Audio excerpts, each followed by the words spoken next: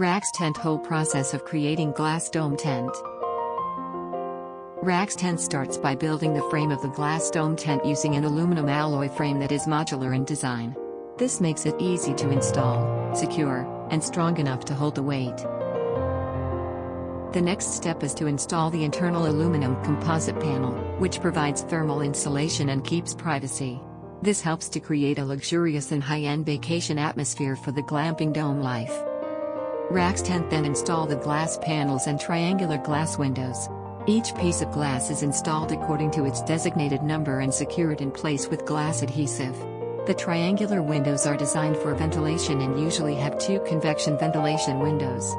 We lay down the internal flooring to make the living space more comfortable, aesthetically pleasing, and resistant to moisture and wear and tear. The double-layered track curtains are then installed. The first and second layers are fixed with a reinforced track, after which the curtains are installed. Finally, we installed the air conditioning and lighting systems.